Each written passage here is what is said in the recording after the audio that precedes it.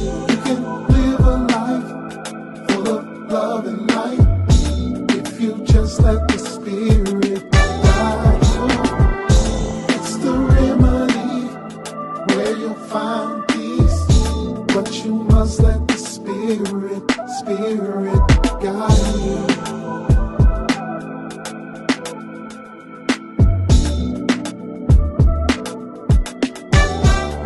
Who made y'all priests? What's up, world? This is our Fafore. People, this is our old Shayoon. Welcome back to the Who Made Y'all Priest podcast, where we talk about our spiritual journeys, our everyday life experiences, and the issues of the time from the perspective of two people who just happen to be priests. Fafore, what's going on, man? What's going on, man? We have done it, man. We have come to the season finale. Man, this season felt longer than the other seasons for some reason to me. Yeah, you know what? I can see that. I think Yeah, so. it felt longer, man. It felt longer, but I enjoyed it. I know you enjoyed it. This was a beautiful season. We had a lot to talk about, a lot of diverse things to talk about. Like we really went outside the box this season, man. We really went outside the box, and that's what I want to continue to do. I want to go outside the box. I want to push the envelope. I want to be controversial. I want to talk about the things that some people are afraid to talk about. Maybe if we talk about those things, that they can join in on the discussion, and we can get these things out and talk about it in the community. Yeah, I think that's probably what it was. We had a lot more conversation, I feel like, on with people outside, not only in the comments, but in the DMs and outside of, social media on one-on-one. Had a lot more conversations with people on different topics. Right. So yeah, this was a good season. This was a good season. But unfortunately, all good things must come to an end. So this will be our last season of the Who Made Y'all Priest podcast. Man, our last season, man. Yeah, this is gonna be our last season. We bringing it to an end, as my mother Oya and her number 9. All cycles must come to an end to make room for rebirth. Absolutely. But it's not the end of the show. We're just moving in a direction where we no longer feel the need to have things broken up into different seasons. So we're going to take us a well-deserved, nice little break. But when we come back, no more seasons. We'll just drop the content. So, maybe we'll start off the first show after the break as episode 56, or maybe we don't call it any number. It's just whatever the episode is about. So we're still playing with that. But yeah, we're just going to go in a different direction, not have the season format, and just drop content. So with that, if you have anything that you want us to discuss, any topic in regards to spirituality, and as far as me and Osheun is concerned, there's pretty much not many topics that fall outside of spirituality. Right. So if there's anything that you want to have us discuss, a topic we haven't talked about, or a topic we have talked about and you think that it deserves more conversation, let us know. You can hit us, in our comment section. You can hit us in the DMs on Instagram at who.made.y'all.priest, or y'all can hit us up on TikTok at, I'm gonna get it right this time. Right. Who Made Y'all Priest 11. 11. There we go. There we go. Yeah. Or you can hit us up via email if you kind of like that thing at wmyp@yahoo.com. Our Luo sent me a message this morning. It was either this morning or yesterday morning. He sent me a video.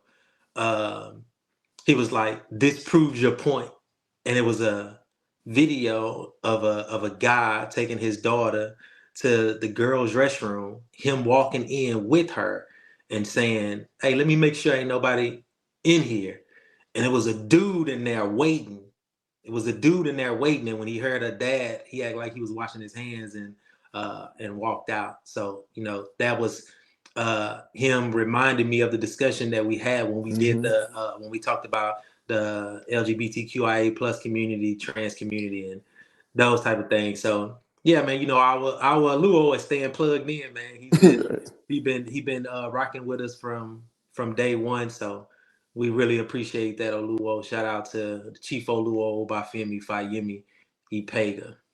Yeah, yeah. We have Ishe Files this weekend here in Houston, and so I got to see our Luo, and he talked about the last episode with our Follow Cool. So the thing that I love is that our episodes, is invoking thought and it's having people have discussions. So our Luo really, really enjoyed that episode. Not only 10, but episode 9 that also had I Will Follow Cool. Right. And, he enjoyed the episode. We had a lot of good conversations with it. There's some things we still got to, touch base on about that because, we were trying to get the conversation in before everything got started. So I was appreciative of that conversation. The thing that I liked about the different seasons that we've had, is that it was really mapping out our journey. Right. From season 1 that's not even on YouTube. And it was just our own personal journey. How do we kind of maneuver through this spirituality things, dating way before we even knew what Ifa was, to then us having gone through Teifa and being told that we all had an issue, for the lack of a better word, with the divine feminine and having to work through that, to then going through the season with healing. And then after that, kind of opening up to different things. The thing that I enjoy about every season is that they have all assisted in helping us to expand our consciousness, right? Right.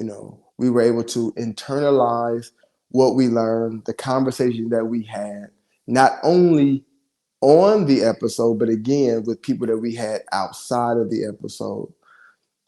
And this season is one of those seasons that, maybe on the other side of the break, we got to discuss about how this season has helped us to grow and expand. Mm-hmm. I think we're still trying to figure out exactly what that looked like for us, but I think at some point on the other end of this break, we're going to have to touch base about that. Oh yeah, definitely. We got a lot of things to talk about because a lot of people reached out to us about specific episodes. Kind of.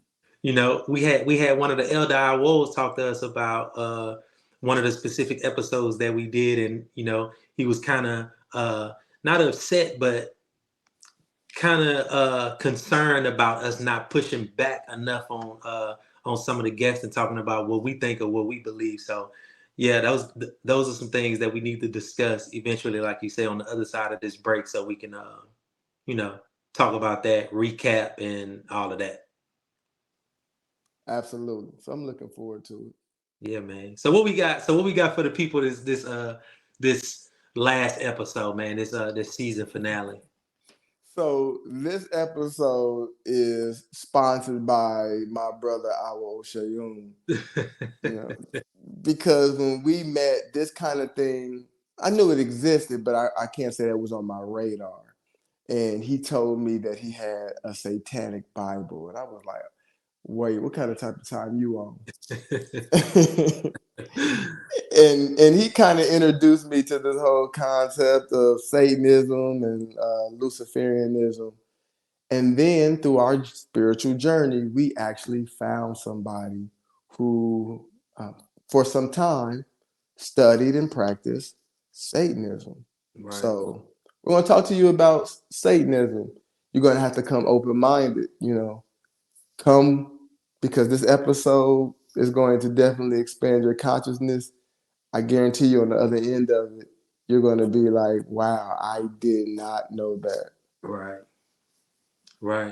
Don't let that word Satan and Lucifer fool you. Don't let it block you, like he said, expanding your consciousness. So come with an open mind. Listen to what she has to say. Listen to the questions that we ask. And if you have any questions that you want to ask on the other side of this episode, then hit us in all of the places Farfore just told you about.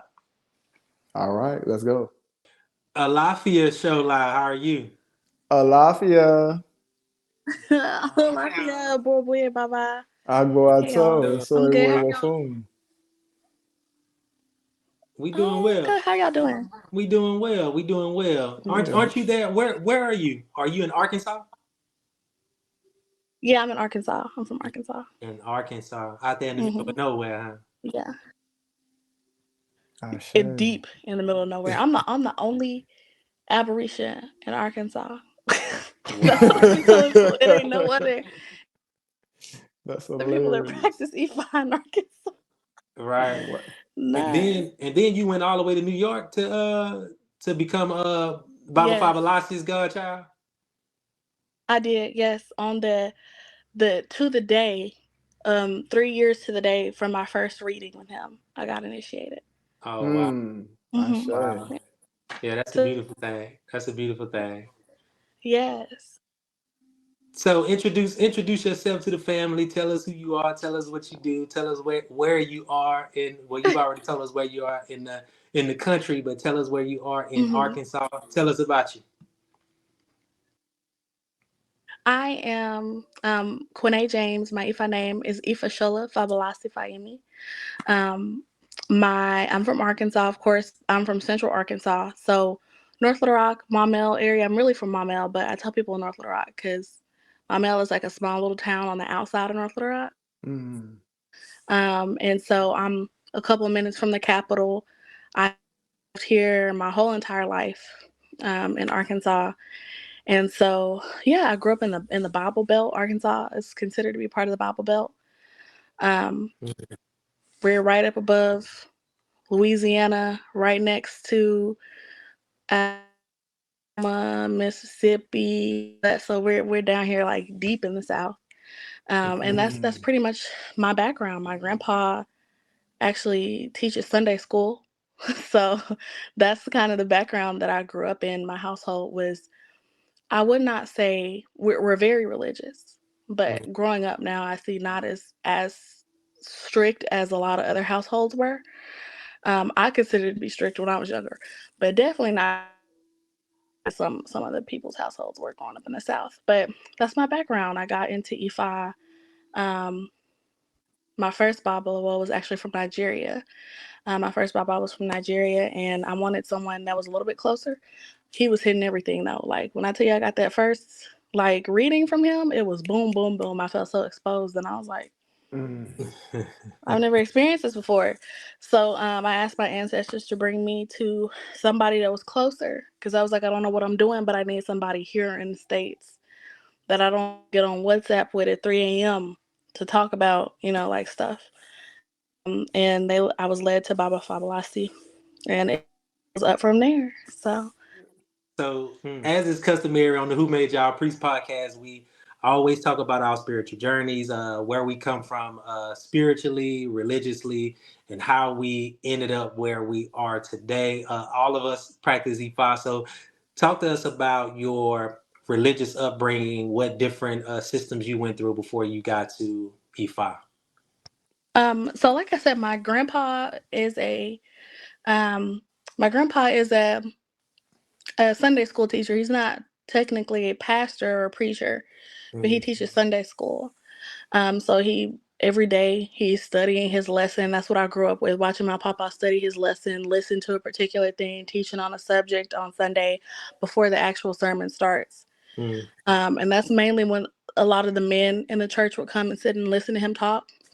And there would be some women there too, but I would always tag along with him. We would always go because, my grandma wanted to make sure we was out there. We were younger. mhm. My mama was very heavily religious, but my mom was also a zealot, like to the extreme. So she was sort of crazy with it. She wasn't consistent with it, but she was crazy with it, if that makes sense. Right. And so that's kind of the environment that I grew up in. I've always been very inquisitive. I've always liked to ask questions. I've always had a knack for investigation. Like having to know answers behind things. And so Mm. when I got older and I started taking like more advanced history classes, like for example, um, I was able to sort of start learning some stuff on my own, starting to learn things about, and stuff just wasn't adding up for me. So I Right. remember I was like very at a young age. I had a strong conviction about my religion in my heart. I knew I was like, I'm a Christian through and through. I was even at school trying to convert people. Like if you don't go to church, you should come to my church. And I was young. I was like in the third, the fourth, fifth grade. Talking to people about what I felt was my spirituality, what I felt was my religion. Talking to people about God and Jesus and blah blah blah. And it wasn't until I was older I started seeing discrepancies in people's behavior, right? So especially like my mom, who was very strictly religious, a zealot basically, but was also abusive. The two things wasn't, like adding up in my head. Right. I had a little bit of an issue with my grandpa because my grandpa was very deeply religious. But if anybody knows my grandpa, me and him are like this now. But if anybody knows my papa, strict, by the book. He has no emotion. He didn't show emotion. I sort of didn't like my grandpa growing up. And I was like, the people that I'm depending on for religious, like for religious bearing or for religious information or not, it's not making sense. It's not clicking for me. I remember going to church one time, and we grew up, just to have like a little bit of background. We grew up in Church of Christ, not Kojic, not Kojic, Kojic. not Kojic, Oh, not Church of Kojic. Oh, Christ. okay. Oh, Yes, yeah. Church Gotcha. of Christ. So Church of Christ, we sing from the hymnals. There's no drumming. There's no music. We don't believe in music. We did not grow up Kojic. My daddy's family did. Totally different ball game with them. But my grandpa, Wait a minute. Wasn't no praise and worship? no, it wasn't. There's no music. You sing from the hymnal. You sing from the book. There's no Oh. music. And there was the believing that distracts you, right, from Mm, actual worship, from what you're actually there to do. mm. Like is to worship. So all the drumming, all the music, there was none of that. We sing from the hymnals twice in the morning. When you get up, you sing, like at the beginning of the sermon. Afterwards, you sing a couple of songs. Boom, done. Like there ain't all that carrying on, as my grandma would say. All that carrying on. all that hollering and carrying on. Ain't nobody catching the Holy Ghost. Ain't nobody doing none of that. Ain't nobody speaking in Oh tongues. no. There's just none of that. Mm. There's none of that. And, we were very by the book. I remember one time, y'all, I got in so much trouble because my grandma, on my daddy's side, they all about it. They running around the church. I remember one time my grandma was acting like she couldn't walk and I had to help her in the church. As soon as we get in there and she heard that organ, took off running. I was so mad. Hmm. And I was like, what is going on? I remember I talked to her. I said, my papa said, it says in the Bible that the power to speak in tongues was taken away after the testament was finished, after it was completed.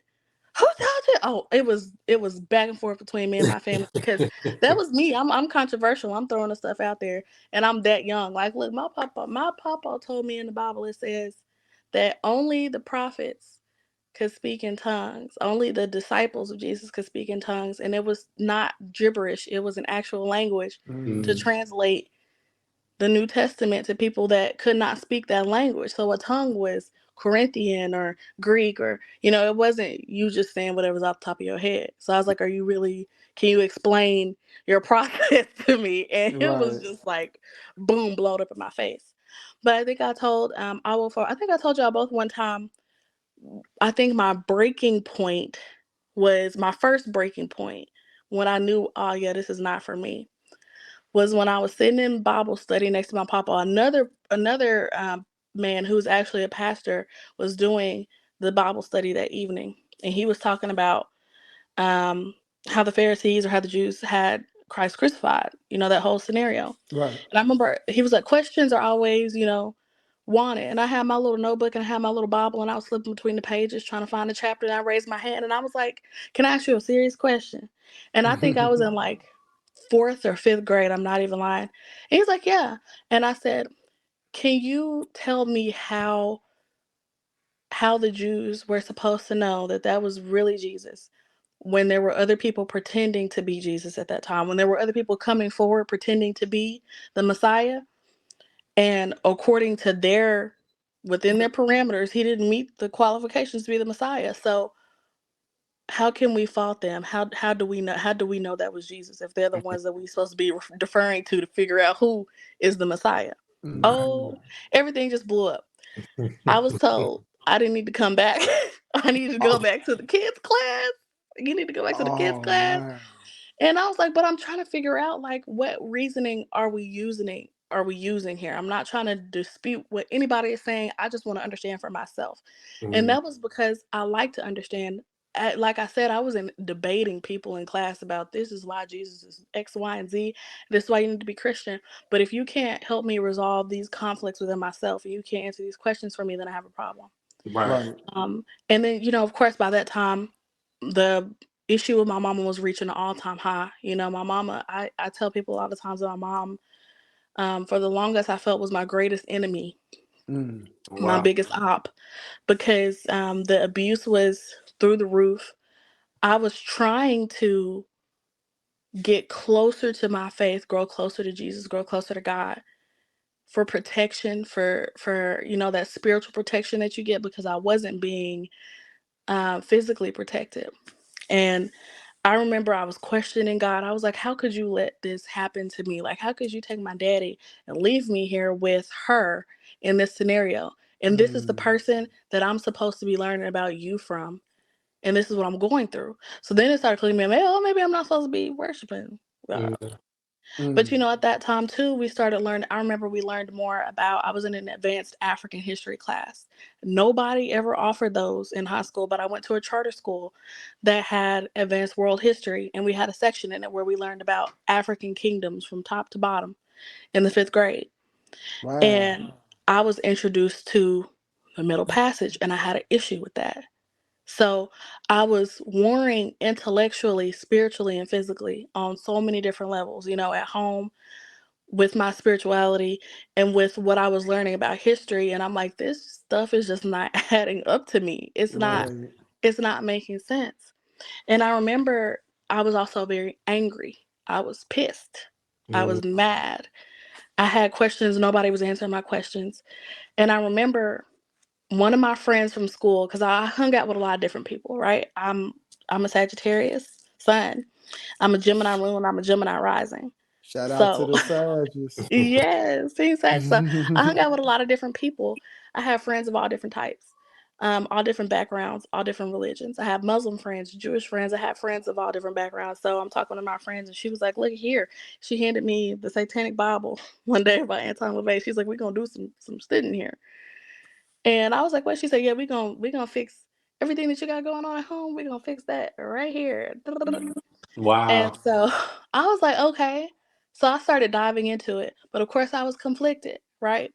Because why did it resonate with me? The stuff I was reading, the satanic tenets, that information, it resonated very heavily with my soul that was seeking liberation from the things that I did not understand and things that were going on to me that I could not escape at the time because I didn't have the physical power to do so. Right. Wow. So, I'm talking to her. I'm going through the spells in the book I'm learning about, not necessarily spells in the Satanic Bible because there aren't that really that, but I'm going through there. I'm learning about, I think we initiated ourselves into the Satanic Temple, to the Bible, not the temple, the Satanic Bible, not the Satanic Temple. Those are two different entities, sort of. But we initiated ourselves. We were going through the process. My friend sort of fell off with it because for her it was sort of a fad. But for me, it had quickly become a part of my identity. Wow. And I And how old remember, were you again at this point? by this time, I want to say I was in the 6th grade. By the time I had started doing that, I was in like grade 6. Wow. And what people don't understand when I tell them that, nobody believes me that, but by the 3rd grade, I was reading on a college level. So, and I had learned Latin, and was learning a little bit of Greek too. So I sort of just picked it up. It sort of just came really naturally to me. So I was going deep in there, and I remember I still had like this deep fear that I'm offending God, right? I'm like, in the back of my head, I was thinking, I'm finna go to hell. Part of me was like, we don't give a fuck about that. And the other part of it was like, like, we got to seek counsel about this. Right. And I remember around that time, a new pastor came to our church. And he seemed like somebody I could talk to, somebody I could trust. And I Mm. remember sitting down talking to him, and I was like, I'm having some conflict with, and I didn't want to expose the abuse to my mom, right? Right. Because that had already been a road that we were about to go down that was very tragic, that was soon to come up. So I did not, at the time, I was still nervous. But I was talking to him, and I was like, I'm having some issues with my faith, and how I worded it, because I didn't want to come out and just tell him, oh, I don't believe in God anymore, because I didn't want him to go tell my parents. But I was like, I Right. think when I get older, I think I want to have a non-denominational household. That's what I told him. I think I want to have a non-denominational household. Mm. And he really was trying to talk me through like that. Like, why are you feeling that way? What is coming up about that? Brother Patterson was his name, I think. He's like, why are you feeling that way? What's coming up? What are you thinking? Before we before we stopped that, before we stopped talking, he said, I want you to think about that. He was like, because you're gonna have a household with a bunch of kids in it that could have no beliefs, no morals, or God forbid they could be Satanists. Oh When he wow. Mm, said that, I was like, oh, in my head, I was right. like, well, thank you for talking to me. At that point, I already knew in my mind, I was like, oh, okay, well, I'm doing what I need to be doing, because for me that was confirmation. Mm. Some people wouldn't look at that as confirmation, but I took that as straight confirmation. Like, oh yeah, so Right. I'm gonna keep it rolling. And I had made the decision for him to baptize me. But what the third issue was is that my mama saw me talking to him. And because my mom is my biggest op, she accused me of trying to sleep with him. And I'm like I said, in the 6th grade. Mm. And I'm like, he's not Wow. even that type of person. You don't know him, you know? I'm Right. like, you haven't given me a chance, you haven't given him a chance. She doesn't know I'm struggling with my faith at this point. And she doesn't know she's one of the biggest reasons why I'm struggling with my faith. So at that point, I was like, throw the whole thing out. Throw it all out. I don't care. Wow. And that was how I got started on that path to, Wow. yeah. Wow. You know, we've talked many times before, and I know you've dibbled and dabbled in many different types Mhm. of spirituality or religious systems, which makes you a good Sagittarius sun. Yeah. Uh, but we really want to dig into Satanism. Hmm. Now for those of you who are listening to the podcast and you only have the audio only version, right? And if I know people like how I think I know people, now trying to figure out who was talking. Right. Well, I want to let you know, for those of you who are watching or listening on Anchor or Apple Podcasts or any other audio only um, service, she is a Black woman. I'm Okay? African American. She I'm is an black. African American. So I know y'all listening, like, I'm hearing the voice and I'm kind of thinking, yes, she is, Yeah, I'm right? black.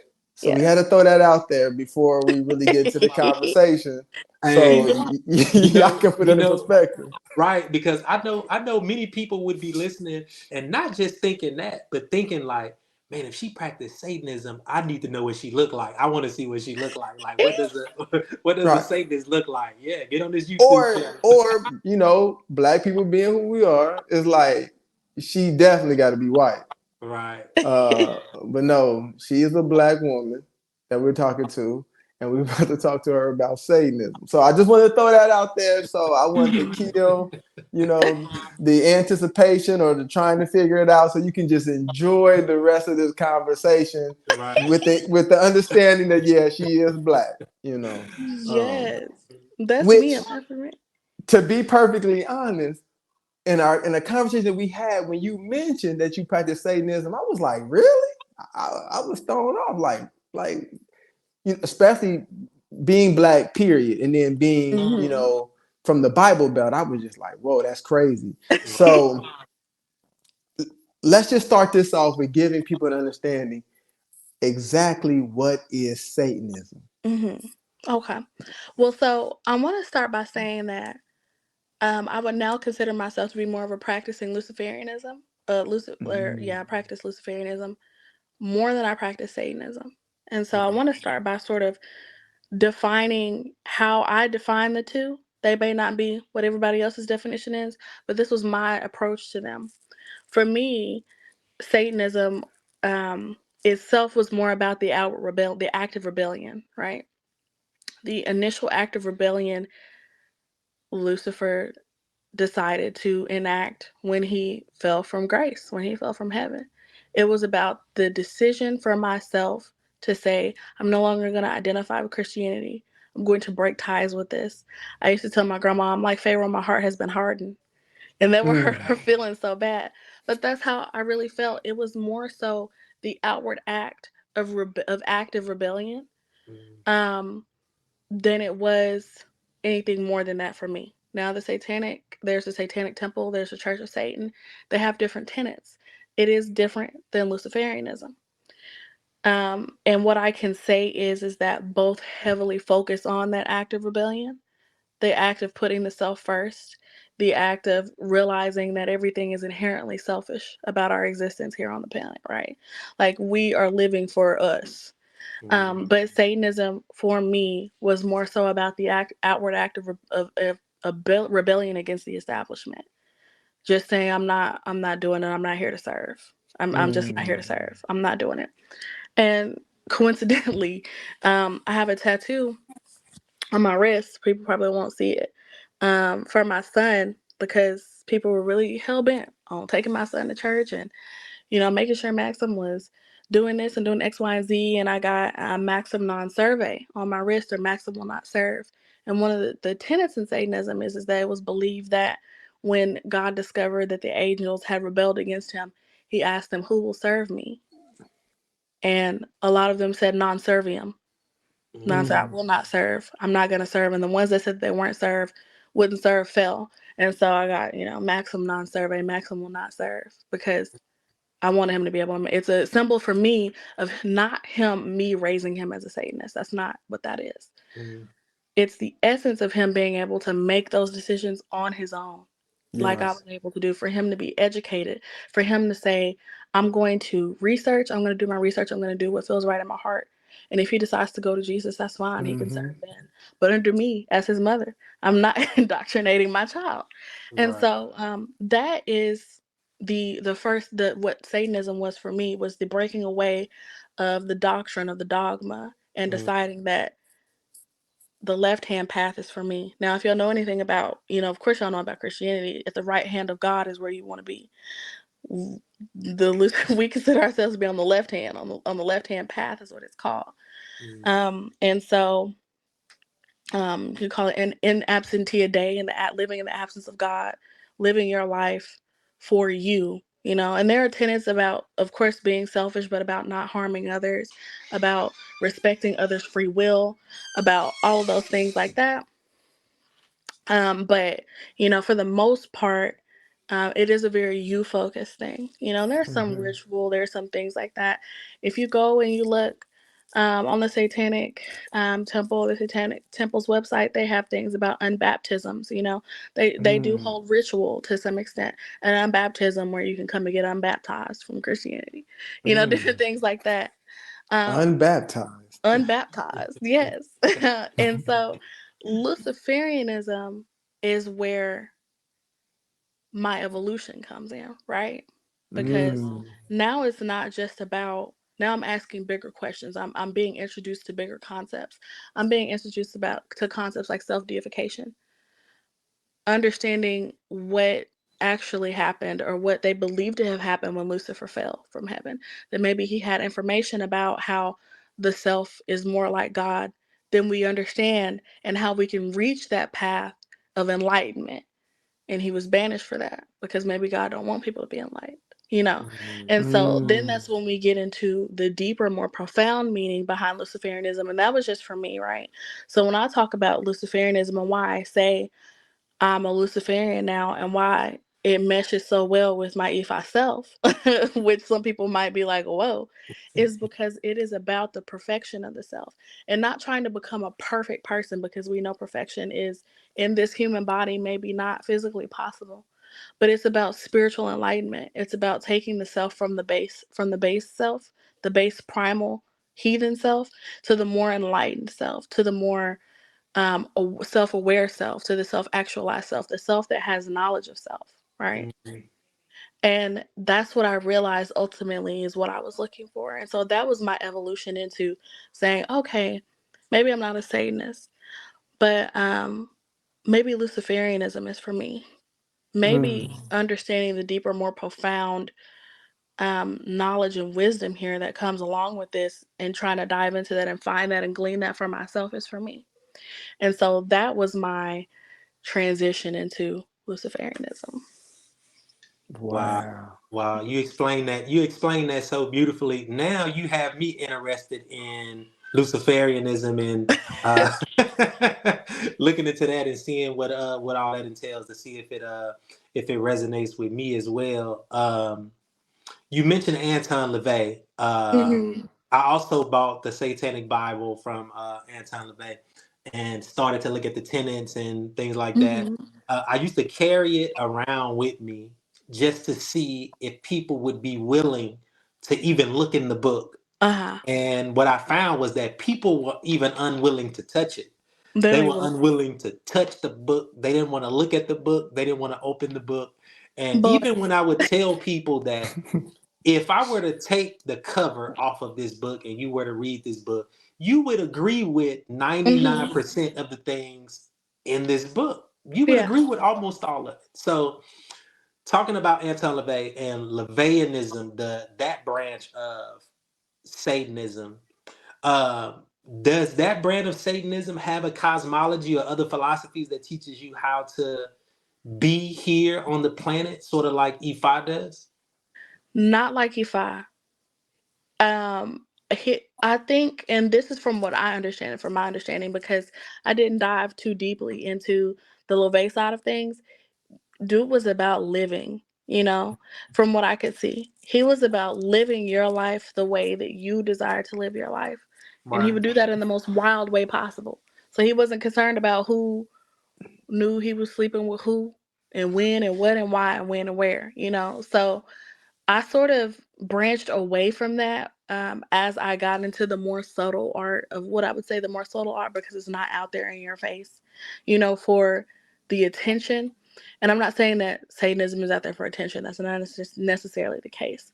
But there are a lot of people that are out there that just want the forward facing reaction, right? Like, ooh, the shock factor that comes with carrying around the Satanic Bible and people looking at it and be like, oh no, some people live for that. They don't Right. live for the what's actually in there.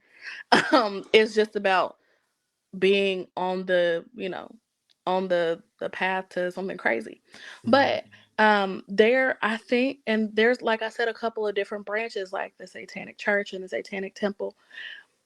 I think that there are some tenets out there, some things about how, but there's no structured religion, right? Mhm. And that actually goes for Luciferianism as well. Now, there are a couple of different books on that, like Michael Ford, who I sort of have like a personal problem with, because I think he's like a low-key closet racist.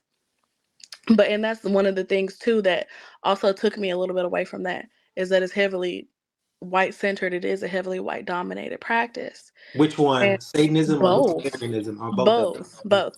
And although Satanism in particular portends, not pretends, but states that they're anti-racist, it's a little bit better in Satanism than it is in Luciferianism, because those circles tend to be sort of white supremacy. And I feel like Michael Ford had a little bit of, when I read his last book on Luciferianism, I can't remember exactly what it is, so I don't want to put words in his mouth, but I felt like it was a little bit, I was like, I'm not feeling this too much. I'm not Mhm. feeling, and Michael Ford is one of the leading authors on Luciferianism. And he's one of the leading authors on making Luciferianism magic, about the ritual, about the Mhm. structure, because there's no structure, right? There's no, like, you can go to A5 and there's a ritual for this and an elbow for this, and there's none of that. So Right. it's sort of about the practitioner. There's that freedom in the left hand path, like the chaos magic, the left hand path, things like that. The freedom for the practitioner to sort of, of course, within rules and regulations and parameters for the adherent, to sort of structure Create their your own. own. Yeah, like, yeah, Yeah. make your own. And so he has a book. I think I still have it in there with some guidelines for ritual, with some things that you can adhere to or consider. But really, the main thing about calling yourself a Satanist or a Luciferianism is if you agree with those tenets. Because Luciferianism has its own tenets as well. I think Luciferianism has 11 that Michael Ford wrote out. Agreeing with those tenets makes you, and if you agree to it and you accept it, you're a Luciferianism, you're a Satanist. You don't have to, you know, there's not some kind of grand elaborate ritual that you have to go through. And if you go back and you look through, and not only Luciferianism or Satanism, there's so much schism in there because some practices condemn, you know, like over the top ritual that they feel is unnecessary and sort of like puts the threshold at entry or participation too high for people, and because it's not a, you know, like structured religion. Right. And then there's others that are like, you can't just be out here doing stuff willy-nilly. You got to have some structure. And they butt heads a little bit, you know, because, and if you go back and look, there over time there's a little bit of evolution of that back and forth between, you know, just talking about ritual, just talking about the practice and not actually doing it, just philosophizing on it, but not actually putting into practice being a problem. There's an issue with, you know, not enough structure being an issue, being a problem. You know, there's so it's I don't want to say it's all over the place, but it's all over the place. And it's ultimately up to the adherent to decide how they're going to practice and how they're going to approach it. Right. When you get into Luciferianism, and you're talking about deification of the self or the awakening of the self, then you get into a whole bunch of other stuff about how to do that. So with Satanism, what is their view of the devil? Is there like a worship of the devil? Do they even have the same view of the devil like what you see in the Bible, or is there a different view of the devil in Satanism than the biblical view? So first of all, both, and there's also a little bit of contention about that too, right? Is he a physical being, or is it a manifestation of an internal spiritual process, right? Um, is the adversary, who you would call Lucifer, the adversary, an adversary of God against God? Is it more so a spiritual, internal, psychological, as I should say, because psychology has come really big into these practices. Is it more so a psychological thing than a physical thing? It depends on who you ask, because some Satanists in general know he is not a real thing.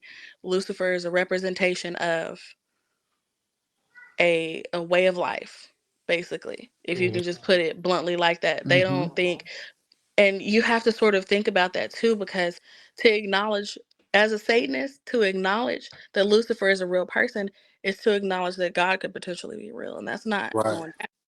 You know, that's just not happening, I don't think. Right. Not to, you know, sound like, but we're not acknowledging the Christian God. We are saying that we're not doing none of that. And it's borderline, you could also almost call it atheism. But it's just really a way of life in itself to call yourself a Satanist, right? It's an ideal to call yourself a Satanist. So no, it's not believing in an actual physical Lucifer or anything like that. And that's just how I understand it. Now, on the flip side of Luciferianism, it varies, right? Because there are some that believe, if you go back and look at some Aleister Crowley stuff, who I also cannot stand, Aleister Crowley made some good points towards the end there about, it doesn't matter if we believe that they're a physical being or not, because they're immaterial. That's the only thing that matters, is that they're immaterial. You can't touch them, you can't grab them, you can't feel them, you can't smell them, you can't see them. It's immaterial. And so how you decide to work with them doesn't matter. So those, I hope that answers your question, because those are the various three approaches that you could potentially get among Luciferianism. Satanism, on the other hand, is generally not considered to be a physical thing. And any ritual in Satanism that may be done is more so for to adjust the psychology of the adherent, right? to get you to, because sometimes as humans we crave ritual and we need to be involved in something and be doing something, or we don't feel like we're doing anything, Yes. right? Right. Yes. So the ritual aspect is more so, a psychological adjustment for the adherent or the practitioner. But in Luciferianism, it can vary. They can believe that Lucifer is a physical being or not. You never know until you actually talk to the actual person and glean what their ideals are, how they're approaching it, or what they believe. So it's different for everybody. My Mm, opinion is is more so psychological. Right. It's more so the the calling up or the connection with those pieces of ourselves or of our psyche, of our psychological, and not just of the psychological aspect, but we're talking about the darkness, like the underneath, the down parts, Mm-hmm. the deep, the olokun parts, as you can say, mm-hmm. those things that are deep, the most deep within ourselves. It is calling up and attempting to um, speak to, negotiate with, work with, to change the outer, right? And that's another thing as well. Satanism doesn't have, because in Luciferianism, there's an extent to that has a ritualized magic to it too, right? Where we want to alter the reality that we're living in to an extent.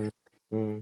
And that you don't have that outward push per se in Satanism as you do in Luciferianism and other left-hand path works. It's not about that. It seemed like when I read the Satanic Bible or some of it from Anton LaVey, that's what I got from them or from him. I got atheism from them. It didn't seem as if he and the people that he was teaching didn't believe in the spirit realm at all, and that they were using the term Satan to simply show that they were Yes. against Mm-hmm. the church. It seems like he explained that quite explicitly in Hmm. the book, that we only use this term Satan to show, like you say, to show rebellion. Not that Yeah. we actually believe in a devil or believe in Satan or believe in a spirit realm at all. Uh, Yeah. yeah, yeah. So yeah, I wanted to get that out there. Yes. It's very much so about the rebellious aspect of things. Mhm. It's not, and I don't want to say rebellious in a way that is confrontational or anything like that, but the belief is that we only get one life as far as they know, Mhm. and to take charge of it right now is what you need to do. Right. Right. You can't waste it being dogmatic. You can't waste it worrying about people who think are going to think about you. Mhm. You Right. can't waste it being concerned about what you even think about yourself right now. You know what I mean? It's I don't want to say reckless abandon, but there is a degree of that within certain parameters because they also recognize the need to still sort of be socially, adept. Like we're not out here, raping and killing. We're not doing Right. that. We're Right. not Right. out here sacrificing kids and all that stuff, which are big misconceptions around Satanism Right. and witchcraft in general, I think.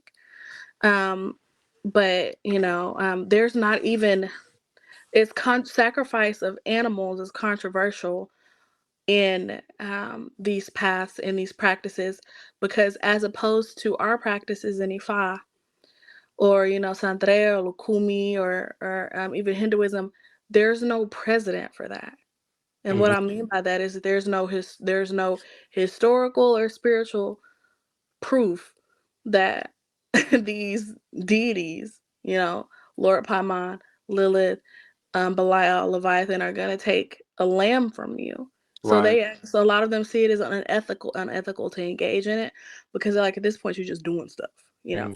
But that's just Mm, the back and forth that they're experiencing because of the fact that there's not a lot of structure, right? Right.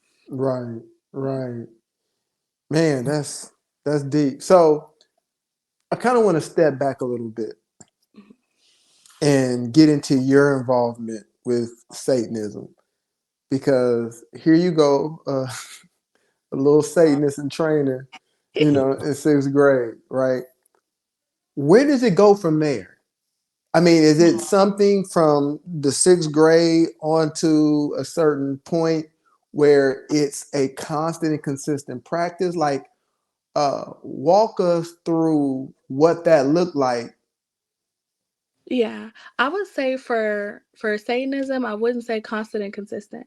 I would say when I needed it, I Okay. did, what I had to do. Especially if it was against my mama, we were going back and forth. And Mm. I think I started to do it because I felt like I was being spiritually attacked by her. And nobody can convince me that my mama was not involved in witchcraft. No, nobody can. Actually, how I found out is that she told me that she had participated in a occult ritual once.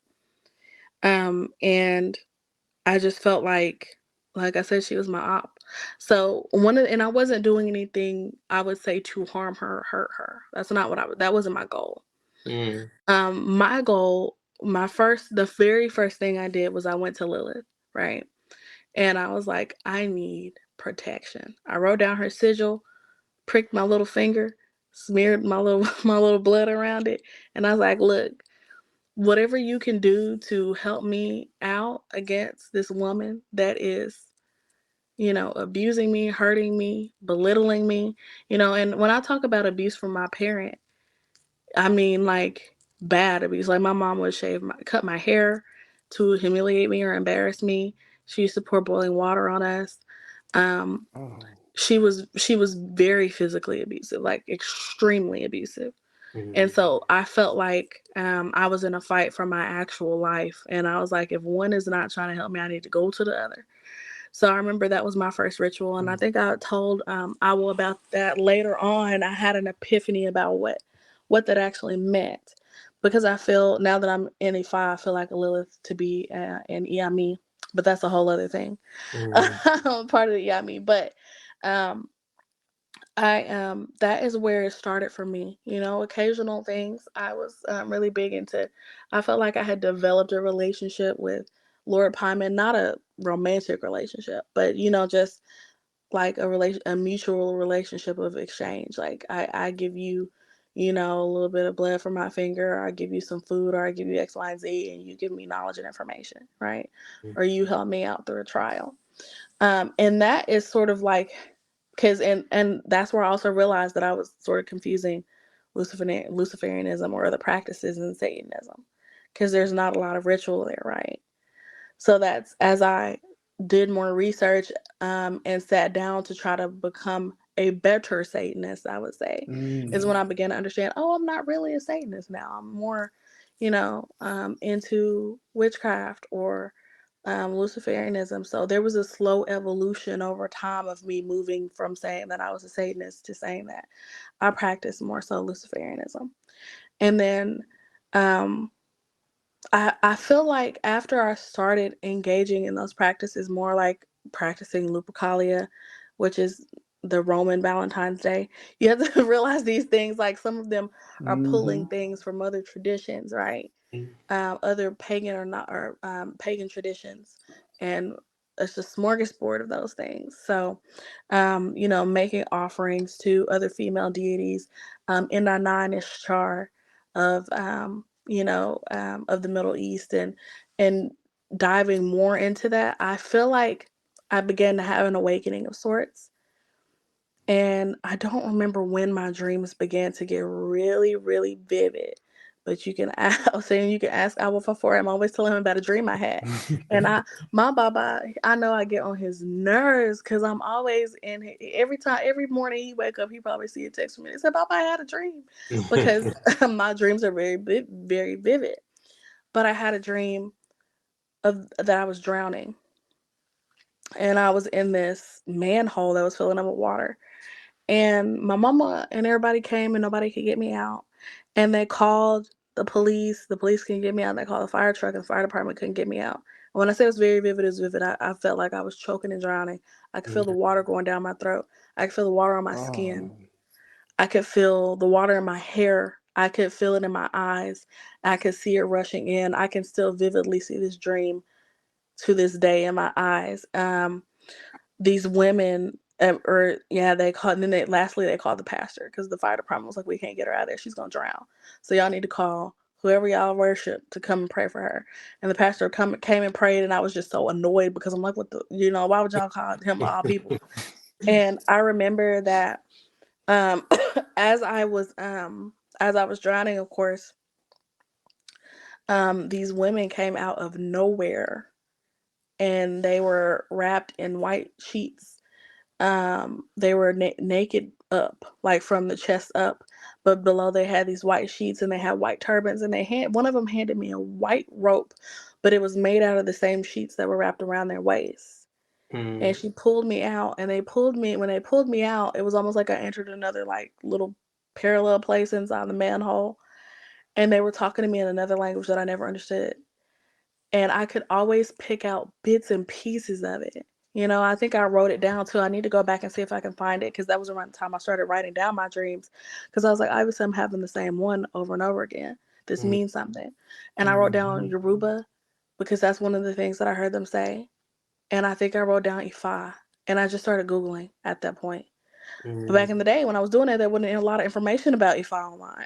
So this was like, ooh, there was no TikTok, it wasn't no Instagram and all of that stuff. So, and I say that like I'm like 40, I'm 29, but there just wasn't nobody was putting out that information online at that time. So anything that I was having to look for, I was having to deeply research, and I just had to start asking. Like I found websites about talking to your ancestors and doing all this, and I'm like, well, maybe this is another part of my evolution where I'm moving into something else, you know. And that's when I began to move into African spirituality and discovered Ifa. And shortly after that, I actually found one of my babas my first baba on Instagram. I found both my babas on Instagram. But I found one who was giving a lecture in New York at the time about African spirituality and working with your ancestors. And I and I think that's why I first reached out to him, because I'm like, hey, I'm trying to work with my ancestors. I need to know about this. I don't know anything about this. I don't know anything about African spirituality at all. I don't know anything about Africa other than what I learned in,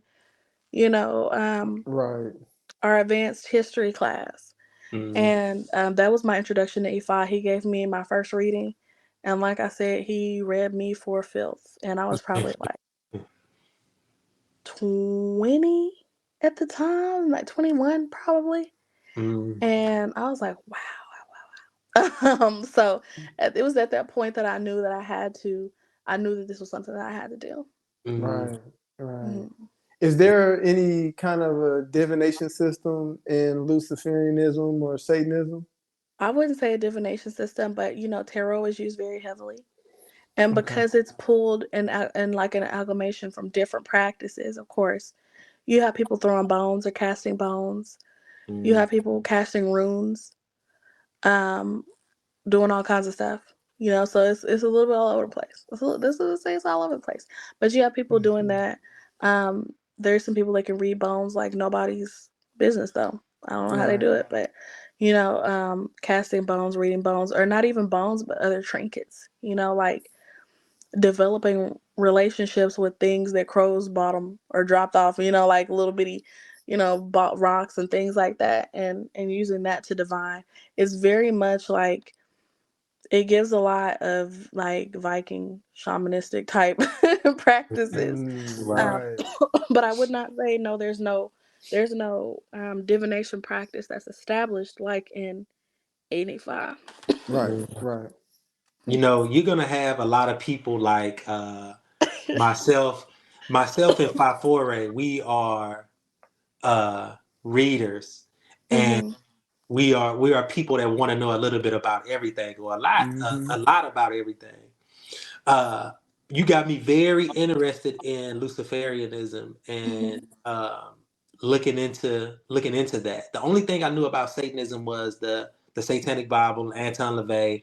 Mm-hmm. I know I can't remember this other guy's name, but he wrote a ritual book that was like a companion to the Satanic Bible. Mm-hmm. I can't think of his name, Peter something. I can't think of his name. But now I'm more interested in the Luciferianism. So Mm-hmm. tell us a little bit about where we could start if we wanted to get a book. Where would we start to get into Luciferianism, even if you don't like the people that wrote the It would book? be Michael Ford. It would definitely be Michael Ford. Any work by Michael Ford, because that's how I got into it. I got into it around the time when Michael Ford was posting his YouTube videos in his poor quality, really bad quality on YouTube. It was grainy in the back. He was talking about the differences between, if you go Google Michael Ford Luciferianism, all of his videos will pop up, and he will tell you, he will educate you. By the time you finish, you might be a Luciferian, because he's going to talk about the practice, sort of like the ritual or the magic aspect. I'm sorry, I'm trying to keep my camera straight. The ritual or the magic aspect of things. He's going to talk about the not necessarily, I wouldn't say the cosmology per se, but you could say that. The ideals and the philosophy behind it. And that's what really resonated with me ultimately, was the philosophy. Because around that time, like I said, I was sort of all over the place with researching everything. I had gotten really big into philosophy, because I was learning ancient Greek and I had already started learning Latin. And so this was a time in my life where I felt like I was really being led down a particular path, a particular way, to understand things in a particular light. And so if you want to start anywhere with learning more about Luciferianism, Michael Ford, I think he has a book. I think the book that I have by him is Ritual Magic, or Luciferianism Magic by Michael Ford. But he has a lot of different books out. And he's very prominent in the community in the left-hand path. Yeah, I'm gonna definitely get on Amazon and check that. Yeah. See what I can find, because It's I not would that be, expensive. huh? His books are not that expensive.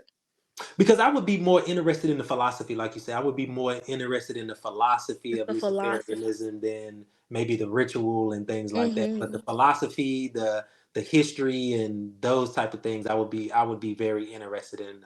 The philosophy and the history is very interesting, and the philosophy is the only reason why today I can still conceptualize to call myself a Luciferianism, because it resonates. It still resonates even with everything that I know about Ifa. I don't see any difference, and and I'm not saying that there's no difference between the cosmology, because that would, that's incorrect. Right. But the philosophy that is there about the self, about the elevation of the self, I think there's even sections about praying to the self. Who we pray to, the Ori, Right. Right. about Right. elevating and deifying the self. We pray to the Ori. What was Shango's goal? So um, it's it's very heavy on moving the self from the base self, from the primordial primal caveman self, to the more enlightened self that has the ability to affect real change, real purposeful change in your outer sphere, in your world.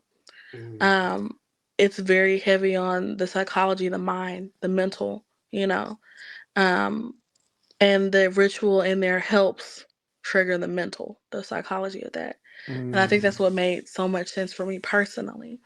I really want to go look at my notes because I don't want to leave anything out. I made some really detailed notes. Well, one thing I want to say why you do that, and I know that people, we like to get into our spaces, our beliefs. We really Mhm. dig our heels into our dog when we don't want to shift and change. And some people are going to hear what you have to say and are just going to be like, no, it's too much of a negative stigma around the name Satanism or Luciferianism. And because we're so scared to be different than people around us, right? So we're gonna shy away from that. But I pulled up the Satanic Temple, and they list 7 tenets here. Mhm. And I just want to read a couple things. So the first tenet says one should strive to act with compassion and empathy toward all creatures in accordance with reason. Number 2 is the struggle for justice is an ongoing and necessary pursuit that should prevail over laws and institutions. And then one other one I'll read, and the two of you were talking about, basically it sounds like atheism. So this fifth tenet kind of lends itself to that. And it says beliefs should conform to one's best scientific understanding of the world, one should take care never to distort scientific facts to fit one's beliefs. Mm. And there's, like I said, there's 7 total, but those 3 I really, really like. Those 3, really stood out. And I don't care what tradition you practice, what religion, what spiritual tradition that you practice, those should resonate with you. Right. Yeah, and Luciferian. That's why I say Satanism is a little bit more accepting, right? The LGBTQ plus Hmm. community. I hope I'm saying that right. You Was forgot really the big. IA, IA, LG, LGBTQIA. Oh, well, hey LGBTQ. man, I got everything in there. I might have Yes, messed up how I did it, but I know the IA is in there. That's brand new. they were very much a protected class within Satanism. They were Hmm. very much at home, especially back in the 90s, when it was doing its thing. And so, with Anton LaVey and them, so they were very much a protected group, and they Mm-hmm. found a lot of safety there. And that because of the fights for social justice. And if you go and you look at some of the things that the Church of Satan is fighting for today, and even other things, there is, you know, um, the the right for abortion justice, the right for women to gain Hmm. abortions. They lobby very hard. The Temple of Satan, and they have chapters everywhere. I think they sued Arkansas Oh in wow. the Supreme Court for the abortion ban. And so, they are very big in the community. They take the social justice thing very seriously. They, are out here paying for women to have abortions. They have set up free clinics for homeless people. Um, there's a really big focus on community and social justice within Satanism. So that might be easier for some people's stomach than the more, I don't want to say closed, but more other practices of like Luciferianism that is actually focusing on, a sort of spiritual physical attainment. Shout Mm. out to Satanism. Yeah, Wow. Satanism doesn't be Yeah. playing. Yeah. There are a couple. I'm actually wearing one of my favorite bands t-shirts right now, Behemoth. Um, and Behemoth is they take those tenets very seriously. Behemoth, I would say, lends more towards Luciferianism in their ideology, especially in their music. But you can see them fighting for the rights of Black people in Europe who are being discriminated against. When the whole George Floyd thing happened, they donated a large portion of their T-shirt sales to places in the community that were actively on the ground, Mm. doing support for George Floyd. And those are white people from Europe. Mm. So there those ideologies, that ideology behind the marginalized, the disenfranchised, the people that are living on the fringe of society, um, as being considered a sacred class or a sacred group of people in these practices is very much a real thing. Wow. This Ashe. was this was a lot more than I expected. It was a whole lot more than I expected because I'm only familiar with Anton LaVey, and I say familiar, that I'm using that term loosely, but I did buy his book. I did look into the Satanic Bible. I had no clue about how they were active in the community or Mhm. anything like that. But like I say, I'm now more interested in the Luciferianism. Oh I'm into yeah. psychology and the philosophy. I hope other people out there watching this or listening to this are willing to do the Hmm. same thing, to actually research, not just listen to the name and have an emotional response to the name Lucifer, or have an emotional reaction to the name Satan, and actually look into the philosophy, actually Yeah. look into the tenets, actually look into the teachings. Um, One last thing I was going to ask you, you had already got into some of the similarities between Luciferianism and Ifa, as when it comes to the self-deification and praying to the self and things like that. Were there other parallels between the two that you found that again helps you not have to denounce your Luciferianism? Well, the first major one that I would say is one of the first things that we learned about when we came to Ifa. That's Ifa don't care who you worship, right? Like Ifa doesn't care what you do. So you can be a Christian on Sunday and make a bow on Monday. Right. And so Mhm. one of the big things about within these left-hand practices, especially Luciferianism that I like, is the ability to paradigm shift when it calls for it, right? Mhm. So shift between ideologies and ideals that maybe more than one thing can be true at the same time, right? Mhm. That truth exists on a spectrum. So Mm. the ability to flow between those two things when you need them and when it's necessary for you really worked for me. So they were never at odds with one another. They were never opposites for me. Ashe. The concepts of gender, of male and female, the laws of, attraction, the laws of, and I don't say attraction is in that, like the mainstream manifest your way to destiny, stuff like that. It's not about that. It's on that deeper, more profound metaphysical level. There are a lot of those same concepts existent within Luciferianism. So my understanding of one informed the other. When I Right. got here and I realized that some of the reading that our Babas were suggesting was the 3 initiates, the Kabbalion, I was like, oh Mhm. yeah, we in this thing. Because it made, those were things that I had already been practicing. Those are already concepts that I was familiar with because of my workings in the left-hand path. Those are things that you already had to reconcile within the self and understand those concepts. So that's why I would say that's where Ifa and Luciferianism meet at the most, is the respect for the metaphysical, right? The respect for the unknown, and the understanding that truth, identity, all these things exist on this spectrum. Mhm. And when one is needed, we can go to it, and when the other is needed, we can fall back. Mhm. And to me, that was really important. Ifa is always going to take Mhm. precedent in my life, right? But there are some times, if I don't want to go to Ogun and get somebody messed up, no, I'm just saying, I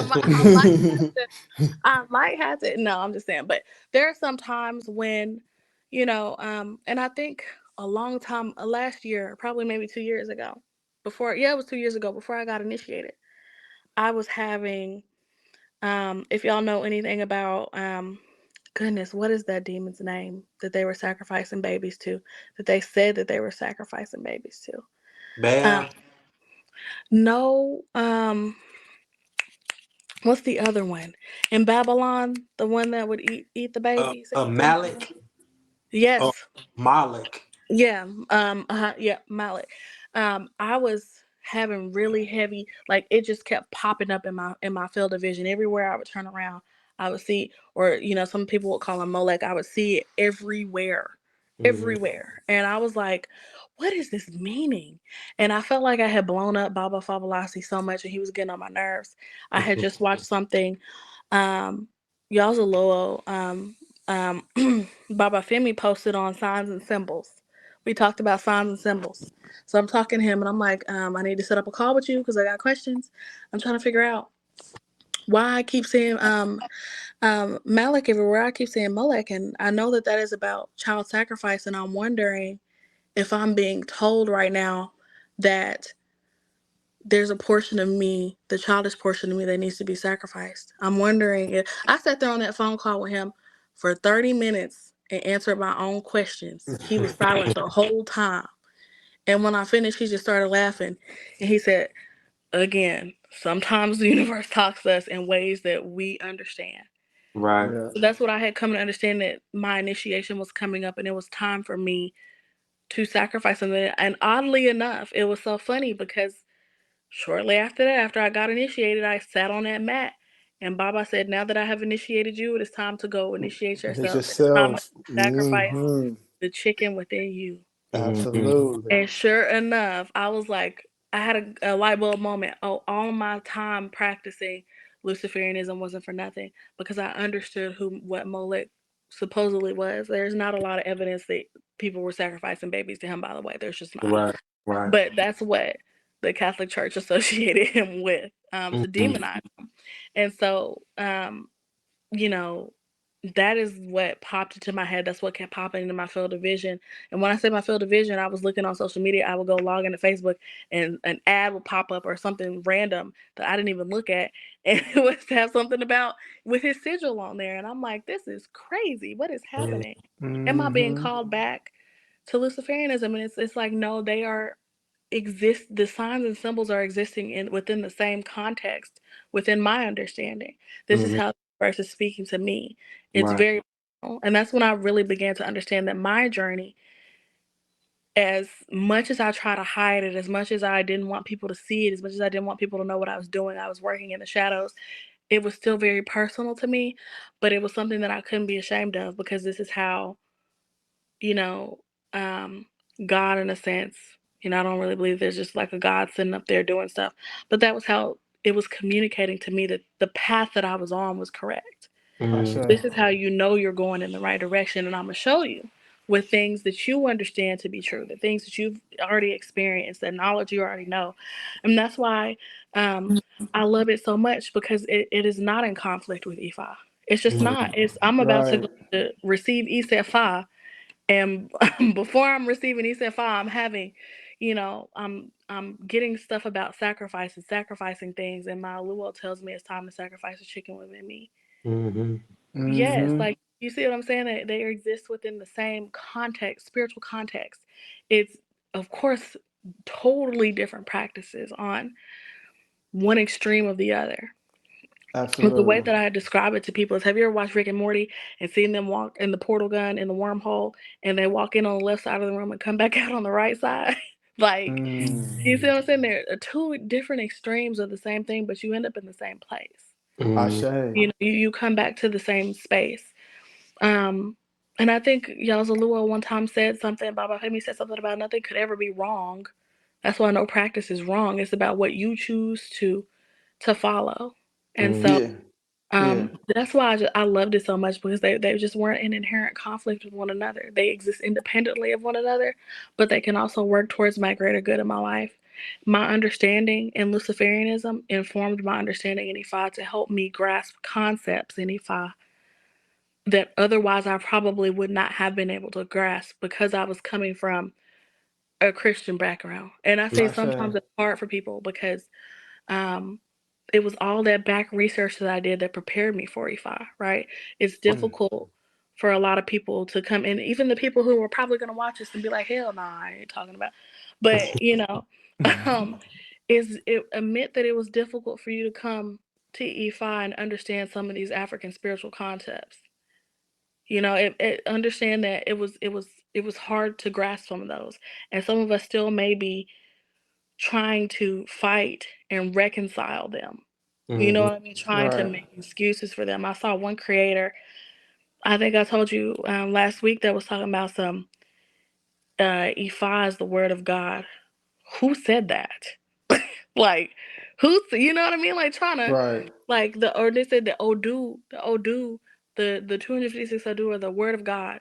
Where did that ever come in? Where did that come in? See, we have this issue. We can't separate the two. We gotta bring that over into that. We have to use Christianity to reconcile our beliefs in another practice, because inherently we can't let go of it. That was never my Ashe. problem, because I had already said F all of that, so that to me is how my introduction and my practice into, if I led to me. Now, don't get me wrong, sometimes when I talk to my people ain't going for all of the drumming and, my ancestors. My girl will be like, what is all of that? Right. Sometimes I have to put on a little gospel music to get her to calm down. But Right. Right. I have to talk to them in terms that they understand. But for me, when I transition, Maximum gonna have to get a hold of me, and it's all the woo woo and all the crazy, because I love it. Ashe. I say, Ashe.